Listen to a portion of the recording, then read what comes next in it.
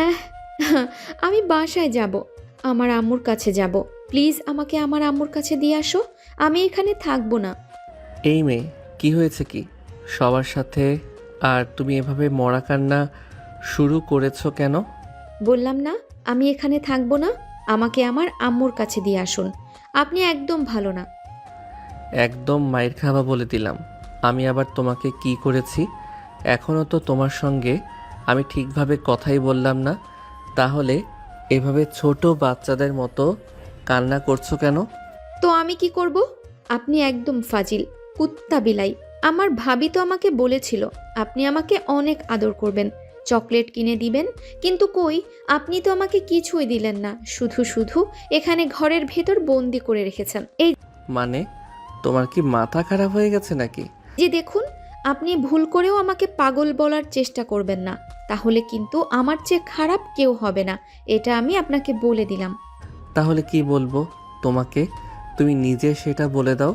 আমাকে এক্ষুনি আমাদের বাড়িতে দিয়ে আসবেন, আমি এখানে আর এক মুহূর্ত থাকবো না। এখানে একটা টমিও নেই আমার সঙ্গে খেলা করার জন্য। নদীর বলা সবগুলো কথা শুধুমাত্র আয়ানের মাথার উপর দিয়ে যাচ্ছে। সে কোনোভাবেই এটা মেনে নিতে পারছে না যে তার বিয়ে করা বউ তাকে এই কথাগুলো বলছে। একদম ঠিকই শুনতে পেরেছেন, আয়ান এবং নদীর আজকেই বিয়ে হয়েছে। আর তারপর আজ সন্ধ্যায় নদীকে আয়ানদের বাড়িতে নিয়ে আসা হয়েছে। সেই থেকে নদীকে আয়ানের রুমে বসিয়ে রাখা হয়েছে। আয়ানদের বাড়িতে কোনো মেয়ে মানুষ নেই, আর বিয়েটাও এরকম কোনো অনুষ্ঠান করে হয়নি, তাই বাহিরের কোনো মেহমানও আসেনি। এদিকে বাসায় আসার সঙ্গে সঙ্গেই আয়ানের হসপিটাল থেকে কল এসেছিল, তাই আয়ানকে সঙ্গে সঙ্গেই হসপিটালে চলে যেতে হয়েছিল।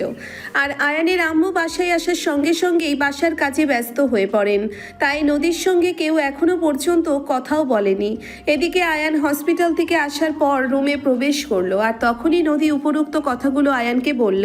বিয়ে করা বউয়ের মুখ থেকে উপরোক্ত কথাগুলো শুনে নিজের কানকে বিশ্বাস করতে পারছিল না আয়ান।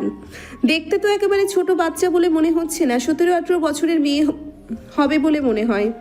তার কাছ থেকে এই কথাগুলো শোনা কতটা যুক্তিযুক্ত জানা নেই আয়ানের। হসপিটালে জরুরি একটা অপারেশন করার ছিল, তাই আয়ানকে তাড়াতাড়ি করেই হসপিটালে চলে যেতে হয়েছিল। আয়ান হসপিটাল থেকে এসে ভীষণই ক্লান্ত হয়ে পড়ে, তাই এসব কথাই পাত্তা না দিয়ে আলমারি থেকে টাওয়ালটা বের করে এসে ওয়াশরুমে ঢুকে যায়। এদিকে নদী তখনও বিছানায় বসে বসে বাচ্চাদের মতো কান্না করেই চলেছে। তার কান্না যেন থামার কোনো নাম গন্ধ নেই। হ্যাঁ, আমি বাড়ি যাব। আম্মু, কই তুমি? আমাকে এখান থেকে নিয়ে যাও, আমি এখানে আর থাকবো না। এই বাড়ির মানুষগুলো একটাও ভালো নয়। আয়ান ফ্রেশ হয়ে ওয়াশরুম থেকে বের হয়েও দেখতে পেল নদী তখনও এভাবেই কান্না করে চলেছে। আয়ান নিজের চুল মুছতে মুছতে নদীর সামনে এসে দাঁড়ালো আর বলতে লাগলো, এই সমস্যা কি তোমার? তুমি এভাবে ভ্যা ভ্যা করছো কেন? বললাম না আমি বাড়ি যাব, আমি এখানে আর থাকবো না। আমাকে কেন বাড়িতে দিয়ে আসছেন না? আয়ান আর এটা মেনে নিতে পারছিল না। বিয়ে করে বাড়িতে বউ নিয়ে এসেছে, এখনো বউয়ের সঙ্গে বসে ঠিকমতো দুটো কথাই বলা হলো না, আর এখনই কিনা বউ বাবার বাড়ি চলে যেতে চাইছে। এটা মেনে নেওয়া অন্য ছেলে মানুষের পক্ষে যতটাও সহজ নয়, আয়ানের পক্ষেও সেরকমই ছিল। আয়ান এই সব কিছু আর সহ্য করতে না পেরে তার আম্মুকে ডাকতে শুরু করলো। আম্মু, ওই আম্মু, কই তুমি? একবার আমার রুমে আসো তো তাড়াতাড়ি। তখনও কিচেনে কাজ করছিলেন রাজিয়া বেগম। ছেলের ডাক শুনে তাড়াতাড়ি করে হাত ধুয়ে ছেলের রুমে চলে আসলেন তিনি। আয়ান তখনও টাওয়াল হাতে নিয়েই দাঁড়িয়ে আছে। নিজের ছেলেকে এভাবে দাঁড়িয়ে থাকতে দেখে রাজিয়া বেগম বলতে লাগলেন, কি ব্যাপার বাবা, কি হয়েছে? এভাবে চেঁচাচ্ছিস কেন? আমি তো কিচেনে কাজ করছিলাম। আমি চেঁচাচ্ছি নাকি অন্য কেউ চেঁচাচ্ছে সেটা তুমি নিজের চোখে দেখতে পাচ্ছ না? আমাকে কেন জিজ্ঞাসা করছো? বলতেই রাজিয়া বেগমের চোখ গেল বিছানার উপর বসে থাকার নদীর উপর। নদী কান্না করতে করতে নিজের চোখ দুটো একদম ফুলিয়ে ফেলেছে। রাজিয়া বেগম বুঝতে পারলেন না কি এমন হয়েছে যার কারণে মেয়েটা এভাবে কান্না করে নিজের চোখ দুটো একদম ফুলিয়ে ফেলেছে। তিনি আস্তে আস্তে নদীর পাশে গিয়ে বসলেন, তারপর নদীর পিঠে হাত বুলিয়ে দিতে দিতে বলতে লাগলেন, কি ব্যাপার মা, কি হয়েছে? তুমি এভাবে কান্না করছো কেন? আয়ান তোমাকে কিছু বলেছে? শাশুড়ির কণ্ঠ শুনে নদীর কান্নার গতি যেন আরো বেশি বেড়ে গেল। সে আরো জোরে কান্না করতে লাগলো আর বলতে লাগলো, আমি বাড়ি যাব, আমি এখানে আর থাকবো না। আপনার ছেলে একদম ভালো নয়। হ্যাঁ, সেটা না হয় বুঝতে পারলাম, কিন্তু আমার ছেলে করেছেটা কি সেটা তো আমাকে বলবে। তখনই নদী নিজের কান্না থামিয়ে তার শাশুড়ি আম্মুকে বলতে লাগলো। আমাদের বাড়ি থেকে আসার সময় আমার ভাবি আমাকে বলে দিয়েছিল আমার জামাই নাকি আমাকে চকলেট কিনে দিবে, টেডি এনে দিবে, কিন্তু আপনার ছেলে তো আমাকে কিছুই কিনে দিল না। এদিকে আমার ক্ষুধা লেগেছে, আমাকে খাবার পর্যন্তও দিল না। তখনই রাজিয়া বেগম নিজের জিভে কামড় দিলেন। হ্যাঁ, সত্যিই তো, মেয়েটা এই বাড়িতে এসেছে অনেকক্ষণ হয়ে গেছে, কিন্তু তিনি সংসারের কাজে এতটাই ব্যস্ত হয়ে পড়েছিলেন যে মেয়েটাকে খাবার পর্যন্ত দিতে ভুলে গেছিলেন। আর একটা বারের জন্যেও তিনি জিজ্ঞাসা পর্যন্ত করেননি, তাই তিনি নদীকে বলতে লাগলেন। আই এম সো সরি মা, আমার ভুল হয়ে গেছে। তুমি আমাকে জাস্ট 2 মিনিট সময় দাও, আমি তোমার জন্য খাবার নিয়ে আসছি। আমার লাগবে না আপনাদের খাবার, আমি বললাম তো আমি এই বাড়িতে আর এক মুহূর্ত থাকবো না। আমাকে এই বাড়ি থেকে দিয়ে আসুন আমাদের বাড়িতে, তা না হলে কিন্তু আমি জানি 999-এ কল করলে এখনই পুলিশ কিন্তু এখানে চলে আসবে, আর তারপর আপনাদের সবাইকে ধরে নিয়ে চলে যাবে, তখন বুঝবেন মজা। নদীর এহেন আচরণে আয়ান প্রচণ্ড পরিমাণে ক্ষিপ্ত হয়ে যাচ্ছিল। সে নিজের রাগ কোনোভাবেই কন্ট্রোল করতে পারছিল না। মনে হচ্ছিল বুঝি এই বোমা ফেটে ব্লাস্ট হবে। রাজিয়া বেগম নিজের ছেলের অবস্থাটা খুব ভালোভাবেই বুঝতে পারেন, কিন্তু তিনি নিজেও এরকমটা কখনো কল্পনাও করেননি যে নদী এতটাই বাচ্চামি করে। হ্যাঁ, তিনি জেনে শুনেই নদীর সঙ্গে নিজের ছেলের বিয়ে দিয়েছেন। তিনি চেয়েছিলেন ছোট্ট একটা পিচ্চিও তাদের বাড়িতে আসুক, যেটাকে তিনি শিখিয়ে পড়িয়ে নিজের মতো করে গড়ে তুলবেন, কিন্তু এতটা বাচ্চা মানুষ হবে এটা তিনি কল্পনাও করতে পারেননি। কিন্তু কি আর করার, যা হওয়ার তা তো হয়েই গেছে। এখন ব্যাপারটাকে কিভাবে সামাল দেওয়া যায় সেটা নিয়ে চিন্তায় মগ্ন হয়ে পড়লেন রাজিয়া বেগম। তিনি নদীর পাশে বসে তার মাথায় হাত বুলিয়ে দিয়ে আদর করে বলতে লাগলেন। দেখো মা, এখন তো তোমার বিয়ে হয়ে গেছে, তুমি তো চাইলেও এখন ও বাড়িতে চলে যেতে পারো না। এটা তোমার শ্বশুর বাড়ি, তোমাকে এখানেই থাকতে হবে। বললাম তো আমি এখানে থাকবো না, আপনারা কেউ ভালো না, আপনারা কেউ আমাকে কিচ্ছু দেননি, তাহলে আমি কেন থাকবো? আচ্ছা মা, ঠিক আছে, তোমার কি লাগবে তুমি আমাকে বলো, আমি এক্ষুনি তোমার সব কিছু এনে তোমার ব্যবস্থা করছি। আমার অনেকগুলো চিপস, চকলেট আর টেডি লাগবে, আর একটা বিড়াল লাগবে। আমার ভাবি বলেছে আজ নাকি আমাদের বাসর রাত, আর আজকের রাতে নাকি বিড়াল মারতে হবে। নদীর এমন কথা শুনে রাজিয়া বেগম লজ্জায় পড়ে গেলেন, আর এদিকে আয়ান রেগে লাল হয়েছে। নদীর এরকম কথাবার্তা শুনে যে মেয়ে কিনা চকলেট আর টেডি নিয়ে পড়ে আছে, সে করবে বাসর আবার মারবে বিড়াল। বিষয়টা ভীষণ হাস্যকর লাগলো আয়ানের কাছে, কিন্তু সে নিজের ধৈর্যের সর্বোচ্চ প্রমাণ দিয়ে রুম থেকে বের হয়ে ব্যালকনিতে চলে গেল মোবাইলটা হাতে নিয়ে। মোবাইলটা হাতে নিয়ে দেখতে পেল তার গার্লফ্রেন্ড অবন্তী অলরেডি তাকে অনেকগুলো কল মেসেজ দিয়ে ফেলেছে। সে কল ব্যাক করলো, আর তখনই অপর প্রান্ত থেকে শুনতে পেল। কি ব্যাপার আয়ান, কোথায় তুমি? সারাদিন তোমাকে ফোন দিচ্ছি, কিন্তু তোমাকে ফোনে পাওয়া যাচ্ছে না কেন? এই তো বেবি, আমি একটু ব্যস্ত ছিলাম। কি হয়েছে বলো? এতগুলো কল মেসেজ কেন দিয়েছো? তুমি তো জানোই আমি যখন ডিউটিতে থাকি তখন ফোন হাতে নিতে পারি না। তোমার ডিউটির গুষ্টি কিলাই। আমি তোমাকে যেটা বলার জন্য ফোন দিয়েছি তুমি সেটা শোনো। আমাকে বাসা থেকে বিয়ের জন্য ভীষণ রকম প্রেশার দিচ্ছে। আব্বুর একটা বন্ধুর ছেলে কানাডাতে থাকে, সে নাকি আমার ছবি দেখেছে, আমাকে পছন্দ করেছে, আর এখন বাসায় বিয়ের জন্য প্রস্তাব দিয়েছে। তাহলে তো ভালোই, কানাডা সেটেল একটা ছেলে পাবে, সমস্যা নেই, বিয়েটা করে নাও। বিদেশে গিয়ে জীবনটাকে সুন্দরভাবে সাজিয়ে নাও। দেখো আয়ান, আমি একদম মজা করার মুডে নেই, যা বলছি একদম সত্যি কথাই বলছি। প্লিজ আয়ান, তুমি তোমার আব্বু আম্মুকে নিয়ে আমাদের বাসায় আসো আর বিয়ের ব্যাপারে কথা বলো। দেখো, এসব ফালতু প্যাচাল বন্ধ করো। সে তো কবে থেকেই বলছো তোমার বিয়ে হয়ে যাবে, বিয়ে হয়ে যাবে, এখনও তো বিয়ে হলো না।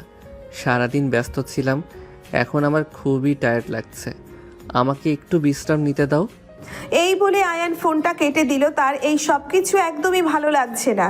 একদিকে পিচ্ছি বইয়ের প্যারা, অন্যদিকে গার্লফ্রেন্ডের প্যারা, কোনটা সামলাবে আয়ান নিজেই বুঝে উঠতে পারছে না। ফোনটা কেটে দিয়ে প্যান্টের পকেট থেকে সিগারেটের প্যাকেটটা বের করে সিগারেট ধরিয়ে টানতে শুরু করলো। অপর দিকে আয়ানের আম্মু তখন নদীকে বলতে লাগলো। দেখো মা, এরকম করে না, এটা তোমার শ্বশুর বাড়ি, এখন তোমার বিয়ে হয়ে গেছে, আমি তোমার সব কিছু এনে দেবার ব্যবস্থা করছি। আমার ক্ষুধা লেগেছে, আমার এক্ষুনি পিৎজা লাগবে, আমি পিৎজা খাবো। ঠিক আছে মা, তুমি আমাকে জাস্ট 15 মিনিট সময় দাও, আমি এক্ষুনি অনলাইনে অর্ডার করছি। 15 মিনিটের মধ্যেই তুমি তোমার প্রয়োজনীয় সব জিনিসই পেয়ে যাবে, কিন্তু এসব পাগলামি আর করো না প্লিজ। আমার যখন যেটা চাই সেটা না পেলে তো আমি পাগলামি করবই। এখন যান, তাড়াতাড়ি আমার জন্য একটা বিড়াল নিয়ে আসুন। অলরেডি রাত 12টা বেজে গেছে। আমার ভাবি বলে দিয়েছে আজকে রাতেই বিড়াল মারতে হবে। লজ্জায় আঁচলে মুখ লুকালেন আয়ানের আম্মু, কিন্তু কিছুই করার নেই। তিনি নিজেই পছন্দ করে নদীকে নিজের ছেলের সঙ্গে বিয়ে করিয়ে এই বাড়িতে নিয়ে এসেছেন। এখন যত চাই কিছু হয়ে যাক না কেন, সবটা ওনাকেই সামাল দিতে হবে।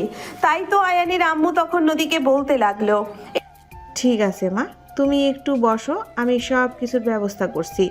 আজকে জাস্ট 10 মিনিট সময় দাও। এই বলে আয়ানের আম্মু আয়ানের রুম থেকে বের হয়ে চলে গেলেন। এদিকে আয়ান তখনও ব্যালকনিতে দাঁড়িয়ে সিগারেট টানছে। তখনই সিগারেটের ধোঁয়া নদীর নাকে এসে লাগলো। সে সিগারেটের ধোঁয়া একদম সহ্য করতে পারে না। বাড়িতে তো এখন আর কোনো পুরুষ মানুষ নেই, তাহলে সিগারেট কে খাচ্ছে এই কথা বলতে বলতে বিছানা থেকে নেমে দাঁড়ালো নদী।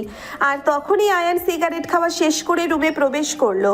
নদী তখনই আর এক মুহূর্ত দেরি না করে আয়ানের সামনে গিয়ে দাঁড়ালো, আর তারপরে তার মুখের কাছে নিজের নাক নিয়ে গন্ধ শুকে বলতে লাগলো, এই, আপনি সিগারেট কেন খেলেন?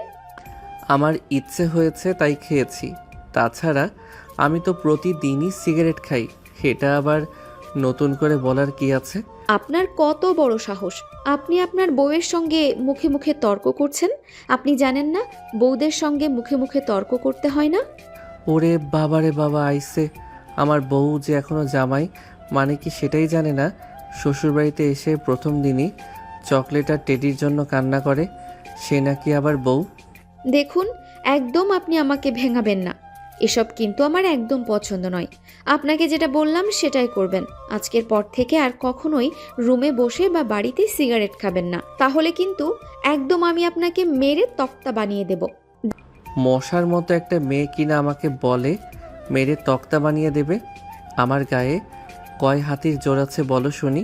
দেখুন, আপনাকে আমি শেষবারের মতো বলে দিচ্ছি, আপনি আমাকে একদম রাগানোর চেষ্টা করবেন না, তাহলে কিন্তু এর পরিণাম খুবই বাজে হবে, এই আপনাকে বলে দিলাম। আয়ান তখন আর নদীর সঙ্গে তর্কে গেল না। তার এসব তর্ক করতে ভালো লাগছে না। তার শরীর ভীষণ টায়ার্ড, বিশ্রাম নেওয়া দরকার। তাই সে নদীর সঙ্গে আর কোনো তর্ক না করে বিছানায় চলে গেল। তখনই পেছন থেকে নদী তাকে বলতে লাগলো, কি ব্যাপার, আপনি বিছানায় শুয়ে পড়লেন কেন? আপনার আম্মু তো বলে গেল বিড়াল আনতে গেছে, বিড়াল মারতে হবে তো। আমি কি একা বিড়াল মারতে পারবো নাকি? ভাবি বলে দিয়েছে আপনাকে সাথে নিয়ে বিড়াল মারতে। নদীর কথা শুনে আয়ান হাসবে নাকি কান্না করবে সেটাই ভেবে পাচ্ছে না। এই মেয়ে পাগল নাকি মাথা খারাপ, মাথায় ঢুকছে না আয়ানের। আয়ান তখন নদীকে বলতে লাগলো, শোনো, প্রাণী হত্যা মহাপাপ, আমি কোনো বিড়াল টিড়াল মারতে পারবো না। তোমার যদি ইচ্ছা থাকে তাহলে তুমি নিজেই মেরে নিও। আমার শরীর ভীষণ টায়ার্ড, আমাকে ঘুমাতে হবে। আরে, আপনার কি মাথা খারাপ হয়ে গেছে নাকি? ভাবি তো আমাকে বলে দিয়েছে বাসর রাতে নাকি ঘুমাতে হয় না, সারা রাত নাকি জামাই বউ গল্প করে আর বিড়াল মেরে রাত কাটিয়ে দেয়। আয়ান নিজের মেজাজ আর কন্ট্রোলে রাখতে পারলো না। সে চিৎকার দিয়ে বলে উঠল, উফ ভাবি ভাবি আর ভাবি, এই ভাবি ভাবি করে আমার জীবনটা একদম বরবাদ করে দিচ্ছে। এই, তোমার কি ভাবি ছাড়া আর কিছু নেই নাকি? কেন থাকবে না? আছে তো, আমার আম্মু, আমার টমি আর আমার ভাইয়া। আর শিট, আমার ভালো লাগছে না। এই মেয়ে, দয়া করে তুমি তোমার মুখটা বন্ধ করো। আর আম্মু তো তোমাকে বলেই গেল তোমার যা যা লাগবে আম্মু কিছুক্ষণের মধ্যে তোমার সব কিছু ব্যবস্থা করে দেবে। তুমি আমাকে আর জ্বালিও না, আমাকে একটু বিশ্রাম নিতে দাও। এই বলে কম্বল মুড়ি দিয়ে বিছানায় শুয়ে পড়ল আয়ান। অপরদিকে নদী গাল ফুলিয়ে সোফায় বসে রইল। তার আয়ানের ব্যবহারটা একদমই ভালো লাগেনি। সে আয়ানের কাছ থেকে এরকম ব্যবহার একদমই আশা করেনি। প্রায় 15 মিনিট পর আয়ানের আম্মু নদীর জন্য পিৎজা চকলেট নিয়ে রুমে প্রবেশ করলো। নদীকে গাল ফুলিয়ে সোফার উপর বসে থাকতে দেখে তিনি নদীর পাশে গিয়ে বসলেন। পিৎজাটা নদীর হাতে তুলে দিয়ে বলতে লাগলেন, এই নাও মা, আগে খাবারটা খেয়ে নাও, তোমার পেট ঠান্ডা করে নাও, তারপর বাকি সব কিছু ভাবা যাবে।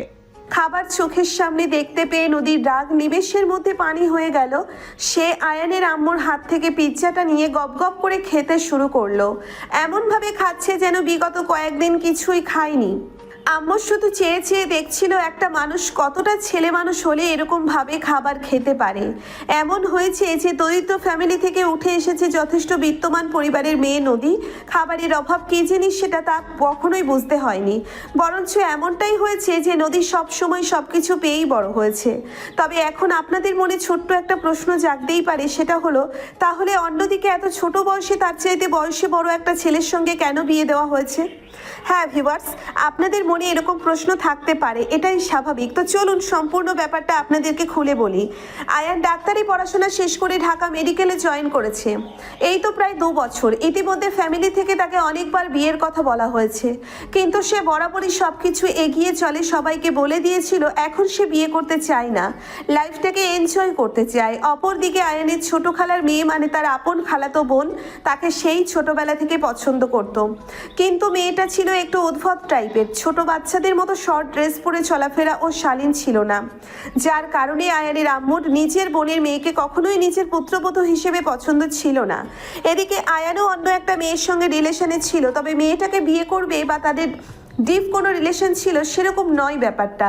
তবে একটা ব্যাপার, সেটা হলো আয়ান বরাবরই বিয়ের জন্য খুবই উদাসীন ছিল। কেন জানি সব কিছু ঠিক থাকলেও সে বিয়ের ব্যাপারটা নিয়ে সেরকম সিরিয়াস কখনো ছিল না। আর তখনই হঠাৎ করে একদিন নদীর আম্মুর সঙ্গে দেখা হয়ে গেল আয়ানের আম্মুর। দুজন একটা শপিং মলে গিয়েছিলেন শপিং করার জন্য, আর সেখানেই কফি শপে বসে তাদের কথা হলো। আরে ভাবি, কেমন আছেন আপনি? এই তো আলহামদুলিল্লাহ, আল্লাহর রহমতে ভালোই আছি। আপনাদের কি অবস্থা? আপনারা কেমন আছেন? এই তো আছি আলহামদুলিল্লাহ। একা মানুষ যেমন থাকা যায় আর কি। হ্যাঁ ভাবি, আসলে জীবন থেকে জীবনসঙ্গী হারিয়ে গেলে জীবনটা একটু এলোমেলো হয়ে যায়। যাই হোক, আপনার ছেলেমেয়েদের কি অবস্থা? ছেলেটাকে তো বিয়ে করিয়ে দিয়েছি, সে তো তার বউ নিয়ে ভালোই আছে। আর রইল আমার মেয়ে, মেয়েটার কথা কি আর বলবো ভাবি, কিছুই ভেবে পাই না। কেন ভাবি, কি হয়েছে? এভাবে কেন বলছেন? আপনার মেয়েটা তো মাশাল্লাহ অনেক লক্ষ্মী। সে ঠিক আছে ভাবি, কিন্তু একটা কথা আপনাকে কাছের মানুষ মনে করে বলি, আসলে আমার মেয়েটা এভাবে মোটামুটি বড় হলেও বুদ্ধির দিক দিয়ে এখনও সেই 7-8 বছরের বাচ্চার মতো হয়ে গেছে। কি বলেন ভাবি? আচ্ছা, আপনার মেয়ের কোনো ছবি আছে আপনার কাছে এখন বর্তমানে? আমাকে একটু দেখাবেন কি? হ্যাঁ অবশ্যই, কেন নয়, 1 মিনিট আমি দেখাচ্ছি আপনাকে। এই বলে নদীর আম্মু নিজের মোবাইলটা বের করে আয়ানের আম্মুকে নদীর একটা ছবি দেখালেন। নদীর ছবি দেখে আয়ানের আম্মু নিজের অজান্তেই বলে ফেললেন, মাশাল্লাহ, এমন একটা মেয়ে যদি আমার ছেলের বউ হতো তাহলে তো ভালোই হতো। আরে ভাবি, এভাবে এসব কি বলছেন আপনি? হ্যাঁ ভাবি, একদম ঠিক কথাই বলছি। আপনার মেয়েকে আমার ভীষণ পছন্দ হয়েছে। আপনার যদি কোনো আপত্তি না থাকে তাহলে আপনার মেয়ের সঙ্গে আমার ছেলের বিয়ে দিতে চাই। কিন্তু ভাবি, আমি তো শুনলাম আপনার ছেলে ডাক্তারি চাকরি করে, সে কি আমার মেয়ের মতো একটা মেয়েকে বিয়ে করতে রাজি হবে? হবে মানে হতেই হবে। এসব কিছু নিয়ে আপনাকে কোনো চিন্তা করতে হবে না। আপনি শুধু বিয়ের প্রস্তুতি নিন, বাকিটা আমি সামলে নেব। এরপরে আয়ানের আম্মু আয়ানের আব্বুর সঙ্গে কথা বলেন, আর সবকিছুর পর উনি নিজেই দায়িত্ব নিয়ে নদীর সাথে আয়ানের বিয়ের সমস্ত ব্যবস্থা করেন।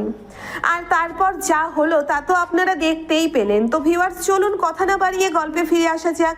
নদী খাবার খাওয়ায় ব্যস্ত ছিল, আর এদিকে তখনই আয়ানের আম্মু বলতে লাগলো, মা, তুমি খাবারটা খেয়ে ঘুমিয়ে পড়ো, আর কোনো কিছু লাগলে আমাকে বলো। তোমার যা লাগবে আমি তোমাকে সব দিব। আন্টি, আমার বিড়ালটা কোথায়? আপনি আমার বিড়ালটা নিয়ে আসেননি? তখনই আয়ানের আম্মু পড়ে গেলেন মহা ঝামেলায়, কারণ তাদের বাড়িতে কোনো বিড়াল নেই। আর এখন এই মাঝরাতের বেলা তিনি বিড়াল কোথায় পাবেন, তাই তিনি নদীকে বলতে লাগলেন, এত রাত বেরাতে বেড়াল পাওয়া যায়নি, তবে তুমি কোনো চিন্তা করো না, কাল আমি যেখান থেকে পারি তোমার জন্য বিড়াল এনে দেব। না না, আমি এটা একদম মানব না। আমার ভাবি আমাকে বলে দিয়েছে আজকের রাতেই বিড়াল মারতে হবে। আমার আজকেই লাগবে, মানে আজকেই লাগবে। আমি আর কোনো কথাই শুনবো না। কিন্তু মা, এত রাতে তো আমি বিড়াল কোথাও পাবো না। আর আমি বললাম তো, আমি তোমাকে কাল এনে দেব। কাল তুমি বিড়াল মেরো, কোনো প্রবলেম হবে না। তুমি আমার উপরে ভরসা রাখতে পারো। আমি তো তোমার আন্টি, আমি তো তোমাকে মিথ্যা কথা কখনোই বলবো না। আচ্ছা ঠিক আছে, আপনি বললেন বলে শুধু আমি আপনার উপর ভরসা করলাম, তা না হলে আমি কখনোই এটা মেনে নিতাম না। তবে কাল কিন্তু আমার বেড়াল লাগবেই, আমি কিন্তু কাল আর কোনো কথা শুনবো না। আচ্ছা মা, ঠিক আছে, কোনো সমস্যা নেই, কাল তুমি তোমার বিড়াল পেয়ে যাবে। এখন তুমি আর ঝামেলা না করে ঘুমিয়ে পড়ো। এই বলে আয়ানের আম্মু নদীকে রুমে রেখে রুম থেকে বের হয়ে চলে যাচ্ছিলেন। আর তখনই পেছন থেকে আয়ান তার আম্মুকে বলতে লাগে, আম্মু, এই ঝামেলাটাকে তোমার সঙ্গে নিয়ে যাও। এই ঝামেলাটা আমাকে সারা রাত ঘুমাতে দেবে না। আরে বোকা ছেলে, তুই পাগল হয়ে গিয়েছিস নাকি? ও তোর বিয়ে করা বউ, এখন থেকে ও তোর সঙ্গেই থাকবে। কিন্তু আম্মু, কোনো কিন্তু না বাবা, আমি আসছি, তোরা দুজনে ঘুমিয়ে পড়। এই বলে আয়ানের আম্মু দরজাটা বাইরে থেকে লাগিয়ে দিয়ে সেখান থেকে চলে গেল। আর এদিকে আয়ান বিছানায় শুয়ে শুয়ে নদীর কর্মকাণ্ডগুলো দেখতে লাগলো। একটা মানুষ কতটা বাচ্চামি করলে এরকম কিছু করতে পারে, এটাই ভেবে পায় না আয়ান। তার ভীষণ রকম হাসি পাচ্ছে এসব কিছু ভাবতে ভাবতে।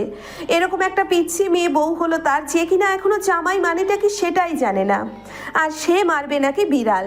এদিকে ততক্ষণে নদীর খাওয়া শেষ হয়ে গেছে। যদি তখনই সামনের দিকে তাকিয়ে দেখতে পেল আয়ান তার দিকে হাঁ করে তাকিয়ে আছে। আয়ানকে এভাবে নিচের দিকে তাকিয়ে থাকতে দেখে নদী ভীষণ ক্ষেপে গেল।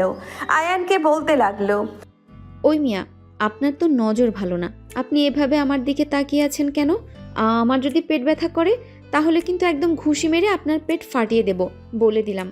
নদীর এমন কথায় ভীষণ রকম অবাক হয়ে আয়ান নদীকে বলতে থাকে, আর আজব তো, তোমার পেট ব্যথা করবে কেন?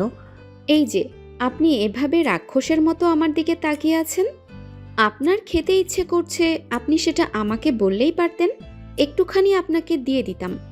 তাই বলে এভাবে রাক্ষসের মতো হা করে তাকিয়ে থাকতে হবে? আরে আজব তো, আমি কখন তোমাকে বললাম যে আমার পিৎজা খেতে ইচ্ছা করছে, সেজন্য আমি তোমার দিকে তাকিয়ে আছি? আরে শুনুন শুনুন, এভাবে লজ্জা পেতে হয় না, আমি তো আপনার বউ, আপনি আমাকে বললেই পারতেন, তাহলেই আমি আপনাকে আমার ভাগের থেকে একটু দিতাম। আয়ানের হাসা উচিত নাকি কাঁদা উচিত সে নিজেও ভেবে পাচ্ছে না। কোনো রকম নিজেকে সামলে নিয়ে নদীকে বলতে লাগলো, হয়েছে, অনেক হয়েছে, তোমাকে আমি অনেক যত্ন করেছি। আর না, এখন ঘুমাবে কিনা বলো? হ্যাঁ ঘুমাবো তো, কিন্তু কোথায় ঘুমাবো? এই রুমে তো একটাই বিছানা। একটা রুমে তো একটাই বিছানা থাকে, এসো আমার পাশে এসে শুয়ে পড়ো। আরে না, আমি আপনার বাসায় ঘুমাবো না। আপনি কি আমাকে বোকা পেয়েছেন নাকি? আমি আপনার বাসায় ঘুমাবো আর রাতের বেলা আপনি আমাকে একা পেয়ে আমার সর্বনাশ করবেন, এটা আমি হতে দেব না। মাথায় হাত দিয়ে উঠে বসে আয়ান এই মেয়ে বলে কি, এতক্ষণ কি না যে জামাই জামাই বলে ঢোল পিটাচ্ছে, বেড়াল মারবে বলে চেঁচাচ্ছে, সেই কিনা বলে তার জামাই তার সর্বনাশ করবে। তবুও নিজেকে সামলে নিল আয়ান আর নদীকে বলতে লাগলো, না, আমি সেরকম কিছুই করব না, তুমি আমার উপরে ভরসা রাখতে পারো। আমার ক্যারেক্টার যথেষ্ট ঠিক আছে, আমি তোমার সঙ্গে খারাপ কিছু কখনোই করব না। এই না না, একদমই না, আমি পুরুষ মানুষকে একদম বিশ্বাস করি না। পুরুষ মানুষ মানেই ফালতু, ফাজিল লোক। আপনি আমাকে ভুলিয়ে ভালিয়ে আমার সর্বনাশ করার জন্য এরকম মিষ্টি মিষ্টি কথা বলছেন, সেটা আমি খুব ভালোভাবেই বুঝতে পারছি। উফ আল্লাহ, তুমি আমাকে রক্ষা করো এই মেয়ের হাত থেকে, আমি আর এসব নিতে পারছি না। ম্যান করে কথাটা বলল আয়ান, কিন্তু সেই কথাটা নদীর কান এড়ালো না। সে তখনই আয়ানকে বলতে লাগলো, এই আপনি আমাকে এভাবে বিড়বিড় করে কি বলছেন? দেখুন, একদম বেশি বিড়বিড় করে কথা বলবেন না, আমি কিন্তু এসব একদমই পছন্দ করি না। যা বলার স্পষ্ট ভাষায় বলবেন। কই না তো, আমি তোমাকে কিছুই বলিনি, বললাম আমি অন্য পুরুষ মানুষদের মতো না, আমাকে তুমি ভরসা করতে পারো, আমি তোমার কোনো ক্ষতি করব না। ওই যে একটু আগে বললে না তুমি আমার বউ হও, তাহলে আমি আমার বউয়ের ক্ষতি কেন করব বলো? ও হ্যাঁ, এটা তো আপনি একদম ঠিক কথাই বলেছেন, আমি তো এটা ভুলেই গিয়েছিলাম যে আমি আপনার বউ। ঠিক আছে, তবে হ্যাঁ, আপনি বিছানার এক পাশে ঘুমাবেন, আমি বিছানার অন্য পাশে ঘুমাবো, মাঝখানে একটা কোল বালিশ দিয়ে রাখবেন। আপনি কিন্তু ভুলেও আমাকে টাচ করবেন না। আচ্ছা বাবা, ঠিক আছে, কোনো সমস্যা নেই, তুমি যেটা মন বলবে সেরকমটাই হবে। আমি তোমাকে একটুও টাচ করব না। আচ্ছা ঠিক আছে, তাহলে এই কথাই রইল। এই বলে নদী বিছানায় চলে আসে। আয়ান মাঝখানে একটা কোলবালিশ দিয়ে নদীকে অপর পাশে শুয়ে পড়তে বলল। নদী বিছানার অপর প্রান্তে শুয়ে পড়ল। তখনই আয়ান লাইট অফ করে দিতে চাইলেই নদী চিৎকার দিয়ে উঠলো আর বলতে লাগলো, এই না না, একদম না, এটা আপনি কি করছেন? লাইট কেন অফ করছেন? আমি লাইট অফ করলে অন্ধকারে ভীষণ ভয় পাই।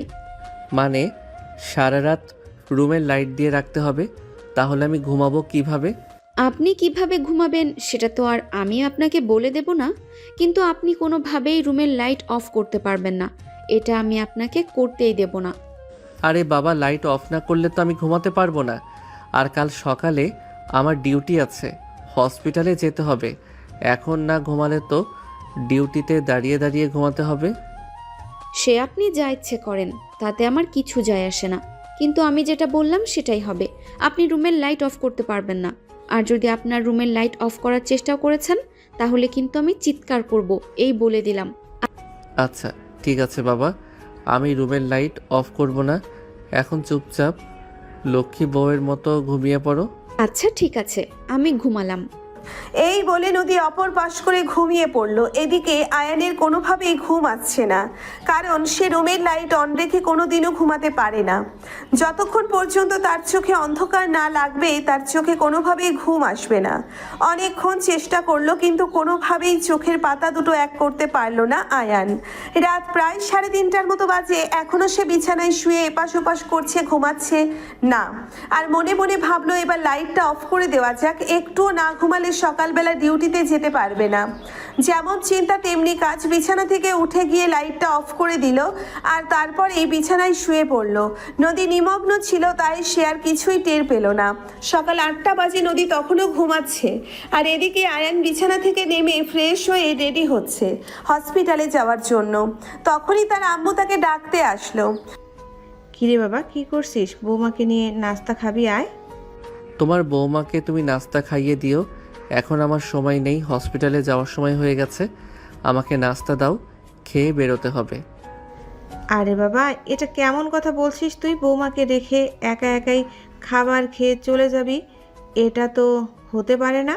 তোদের নতুন বিয়ে হয়েছে, এখন অন্তত ডিউটিটা একটু কমিয়ে দে। তোমার মাথা খারাপ হয়েছে নাকি আম্মু? আমি তো সেটাই বুঝতে পারছি না। ডিউটি কমিয়ে দিব মানে? আরে বাবা, নতুন নতুন বিয়ে করলে বউকে একটু সময় দিতে হয়, তা না হলে দেখবি পরে আবার বউ উল্টে যাবে, তখন বউকে সামলাতে তোর জীবন একদম তেনা তেনা হয়ে যাবে। সে আর বাকি কি আছে আম্মু, আমার জীবন এমনিতেই তেনা তেনা হয়ে গেছে। বাই দ্য ওয়ে, এখন আমাকে নাস্তা দাও, বেরোতে হবে। কাল রাতে যে পেশেন্টকে অপারেশন করে এসেছিলাম তার চেক আপ করতে হবে। আরে বাবা, সে না হয় ঠিক আছে, কিন্তু তাই বলে বাড়িতে নতুন বউ রেখে বাইরে এত সময় কাটালে চলবে নাকি? আম্মু চলবে না, দৌড়াবে।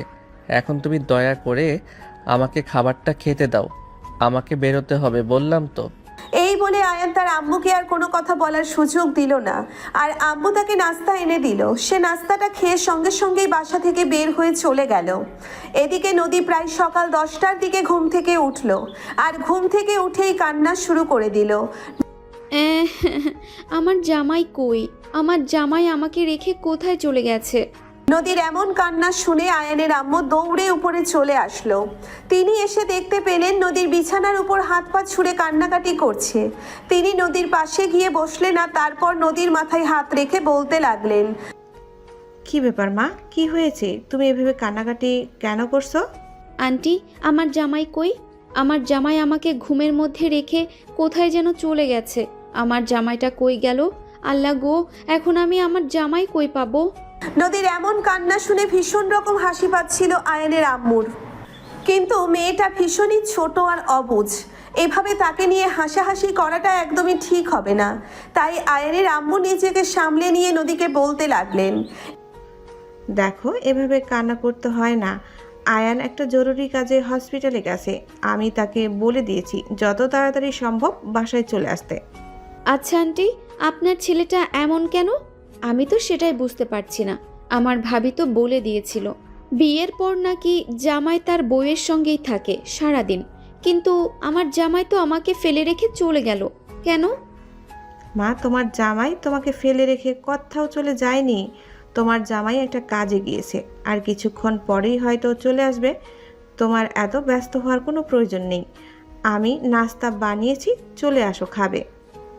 ও আচ্ছা, ঠিক আছে, আমারও খুব ক্ষুধা পেয়েছে, আমি আসছি। এই বলে নদী তাড়াতাড়ি করে ওয়াশরুমে ঢুকে গেল হাত মুখ ধুয়ে ফ্রেশ হওয়ার জন্যে, আর তারপরে সে নিচে চলে আসে খাবার খাওয়ার জন্য। এদিকে আয়ানের আম্মু ততক্ষণে নদীর জন্য নাস্তা রেডি করে খাবার টেবিলে বসেছিল। নদী খাবার টেবিলে যাওয়া মাত্রই তিনি নদীর খাবার খেতে দিলেন। প্রথমবারই খাবার মুখে নিতে যাবে, ঠিক তখনই হঠাৎ খাওয়া বন্ধ করে দিয়ে আয়ানের আম্মুকে বলতে লাগলো, আরে আন্টি, আপনিও না একদম বোকাশোকা রয়ে গেছেন। আমার ভাবি তো আমাকে বলে দিয়েছে জামাইকে রেখে একা একা খাবার খেতে হয় না, আমার জামাই আসলে তারপর আমি খাবো। নদী এরকম কথাবার্তা বলে শুনছেন, আর আয়ানের আম্মুর ভীষণ রকমভাবে হাসি পাচ্ছে। তিনি নিজের হাসি আর কোনোভাবেই আটকে রাখতে পারছিলেন না। তবুও তিনি যথাসম্ভব নিজের ধৈর্যের পরিচয় দিয়ে নদীকে বলতে লাগলেন, না বাবা, আয়ানের জন্য তোমাকে অপেক্ষা করতে হবে না। আয়ান অনেকক্ষণ আগে নাস্তা শেষ করে হসপিটালে চলে গেছে। এখন শুধু তুমি আর আমি নাস্তা করব। বাকি রয়ে গেছে, তুমি খাওয়া শুরু করো, আমিও খেয়ে নেব। এই বলে আমাদের আম্মু আবারও নাস্তার প্লেটটা নদীর দিকে এগিয়ে দিলেন, কিন্তু নদীর তখনও সেই একই কথা। সে নাস্তা খাবে না কোনোভাবেই, যতক্ষণ পর্যন্ত আয়ান আসবে ততক্ষণ পর্যন্ত সে না খেয়ে আয়ানের জন্য অপেক্ষা করবে। এমনটাই বলে দিয়েছে তার ভাবি। আয়ানের আম্মু অনেক চেষ্টা করেও তার সিদ্ধান্ত থেকে তাকে একটুও পিছু হটাতে পারেনি, তাই তিনি বাধ্য হয়ে নিজেই নাস্তা করে নিলেন। আর তারপরেই নদী নিজের রুমে এসে গতকালকের বেঁচে যাওয়া চকলেট চিপসগুলো খেতে লাগলো, আর টেডি বিয়ার নিয়ে খেলতে শুরু করে দিল। এদিকে সকাল গড়িয়ে দুপুর, আর দুপুর গড়িয়ে বিকেল হতে লাগলো, কিন্তু নদী তখনও কোনো কিছুই মুখে তুলছিল না। আয়ানের আম্মু অনেক চেষ্টা করেও তাকে কিছুই খাওয়াতে পারছিল না। বিকেল প্রায় 3টে বাজে আয়ানের আম্মু আয়ানের নাম্বারে ফোন দিল, আর তারপরে বলতে লাগলো, কিরে বাবা, তোকে না বলে দিলাম আজ তাড়াতাড়ি বাসায় চলে আসতে, কিন্তু তুই এখনো বাসায় আসলি না কেন? আম্মু, আমি তো এখানে একটা কাজ এসেছি, তাই নয় কি? আমি তো আর আমার কাজটা ফেলে রেখে চলে আসতে পারি না। কিন্তু বাবা, ঘরে তোর বিয়ে করে রাখা নতুন বউ, সেই সকালবেলা তুই বের হয়ে গেছিস বাসা থেকে, সেই তখন থেকে অপেক্ষা করছে তুই বাসায় আসলে তোকে নিয়ে খাবার খাবে। আরে, এই মেয়ের কি মাথায় সমস্যা আছে নাকি? আমি তো সেটাই বুঝতে পারি না। জামাইয়ের পর্যন্ত বোঝে না, আবার জামাইয়ের জন্য দরদ উতলে পড়ে। আরে বাবা, এভাবে বলিস না। মেয়েটা এমনিতেই একটু অবুঝ টাইপের, কিন্তু তোকে ভীষণ ভালোবাসে, সেটা মানতে হবে। ভালোবাসা না ছাই, এসেছে আমার জীবনটাকে একদম নরকে পরিণত করে দিতে। তোমার কাছে কে বলেছিল এরকম পিচ্ছি একটা মেয়েকে আমার বউ বানিয়ে আনতে? আরে বাবা, এটা কাদামাটির মতো, এটা কপ তুই যেভাবে সেফ দিবি সেভাবেই হয়ে উঠবে। এটা তোর জন্য খুবই সহজেই হবে না। শোন, তুই যদি শহরের শিক্ষিত স্মার্ট কোনো একটা মেয়েকে বিয়ে করতি, তাহলে কিন্তু সেরকম সুযোগটা তুই পেতি না। সেটাই ভালো ছিল আম্মু, তাহলে আর আমাকে শিখিয়ে পড়িয়ে মানুষ করতে হতো না। বাই দ্য ওয়ে, আমার ফিরতে লেট হবে। হসপিটালে এখনও অনেক কাজ পড়ে আছে, এগুলো শেষ করে তবেই ফিরতে হবে। তাছাড়া আজ হসপিটালে সার্জন বলতে শুধুমাত্র আমিই আছি। আরও 3টা অপারেশন আছে, এই 3টা অপারেশন শেষ করে তবে আমাকে ফিরতে হবে। বুঝতে পেরেছো? আরে বাবা, এরকম কেন করছিস? আমি তো সেটাই বুঝাতে পারছি না। তোর নতুন বিয়ে হয়েছে, এই মুহূর্তে তোর হসপিটাল থেকে ছুটি নেওয়া প্রয়োজন, আর সেখানে কিনা তুই অন্যদের ডিউটি নিজে পালন করছিস। কিছু করার নেই আম্মু, আমাদের ডাক্তারি পেশাটাই এরকম। এখন আমাকে ফোনটা রাখতে হবে আম্মু, তা না হলে আবার আরও লেট হয়ে যাবে। তুমি তোমার পাগল বৌমাকে বুঝিয়ে সুজিয়ে খাইয়ে দাও, আর তা না হলে এভাবেই উপোস থাকতে দাও। আরে বাবা, এরকম করিস না, যত তাড়াতাড়ি সম্ভব বাসায় ফিরে আসিস। কিন্তু ততক্ষণে টুটটুট করে অপর পাশের ফোনের লাইন কেটে গেছে। আয়ানের আম্মু ফোনটা রেখে দিয়ে আবারও নদীর কাছে চলে গেলেন। নদী তখনও নিচের রুমে বসে বসে টেডি নিয়ে খেলা করছে।